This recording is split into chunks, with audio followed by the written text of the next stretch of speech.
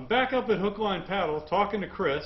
I've got a problem with my stakeout pole, and he explained to me that he had the solution to that problem, but I had other problems that he had solutions to as well. Stay tuned. Okay, I'm up here at Hook, Line, and Paddle with Chris, and here's my problem. I had the stakeout pole like this one that came with those clips that go onto the side of the kayak. And I found that those clips were not really holding my stakeout pole very well. And when I was going through the weeds, sometimes the stakeout pole would pull out. Well, I explained that to Chris, and he has a solution that he's going to explain right now, as well as go through some of the other cool toys that I think I need to get in this coming year. Chris? All right, so what we found was those width of those stakeout poles are just, the diameter is a little less than Scotty's Fender Rings. You get 2 in a pack for $8.99, and then you can either use their standard 241 base mount screwed up somewhere near the front of your kayak, or one of the gear head adapters in the track if you have it up there. And what you're able to do is once that's up in front of you, you can take the spike end of the stakeout pole, it'll thread right through, and then all you need is a small strip of velcro or a small piece of 550 cord just to kind of secure the back end of this to the seat so it's not hanging and dragging.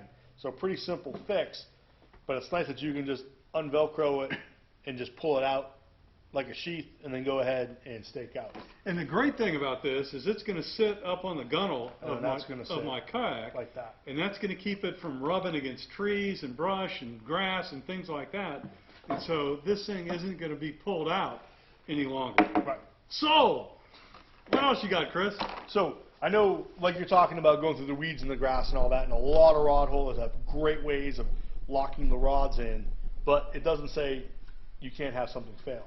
So Select Designs came out with a premium deck leash mounting kit, and what it consists of is a tab that you can screw into your boat, or take a screw out, put this on top, run the screw back in, and a little ring to clip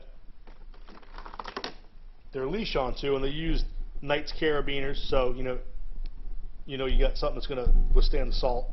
It goes in like that.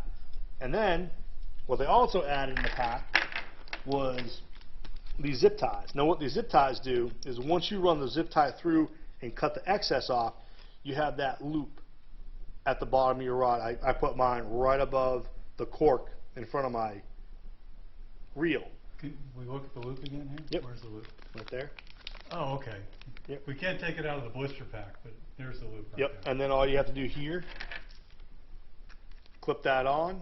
Now your rod's secure. When if you want to use it, all you have to do is unclip it. The rod's ready to go. But there's something else that's even cooler about that. Yes, because you only get 3 of them.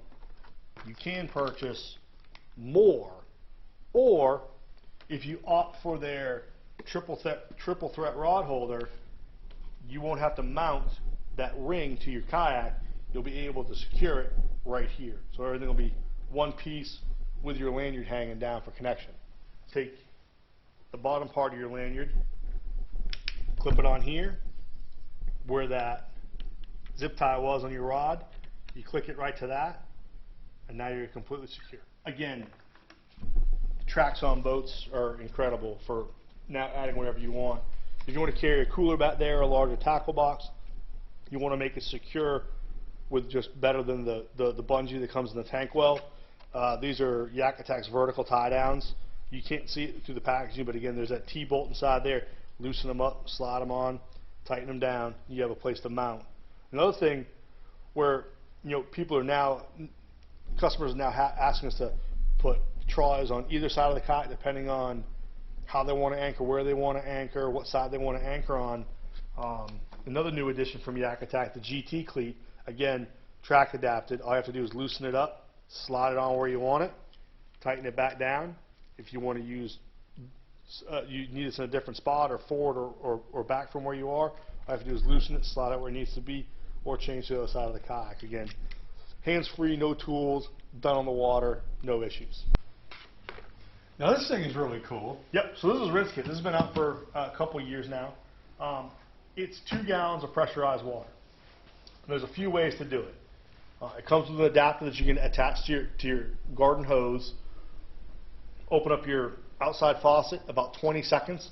It fills a latex bladder, which is real small, real thick latex bladder. And what happens is, as it inflates, your water pressure comes from wanting to contract back down once you use the nozzle.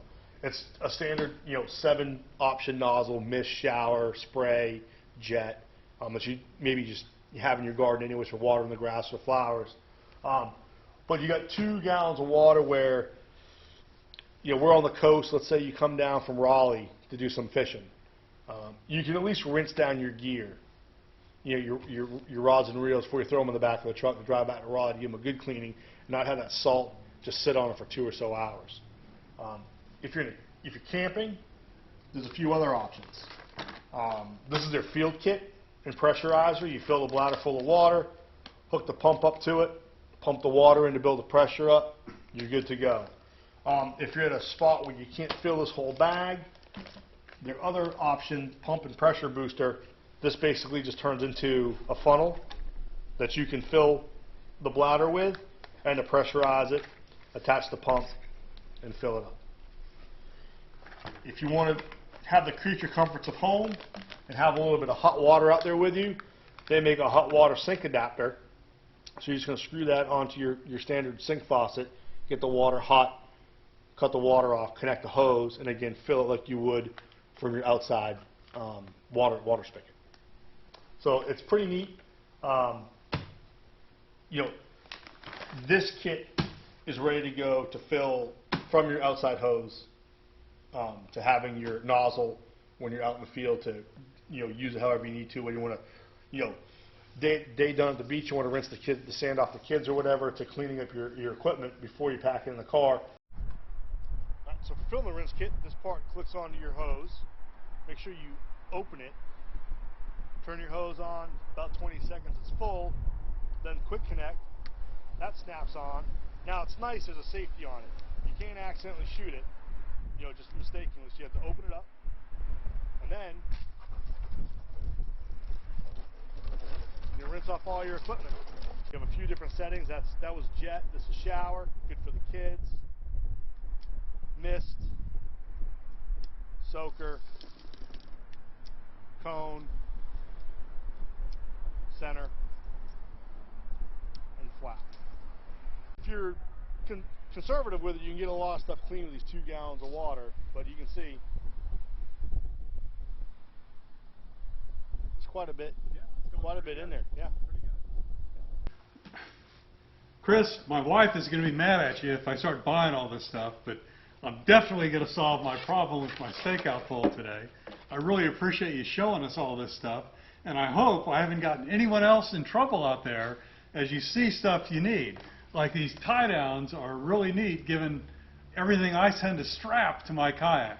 So thank you very much. No problem, Steve. And if you got any comments, if you found any other neat accessories that have come out here in 2019 that everybody needs to know about, throw a comment and a link down in the comments below.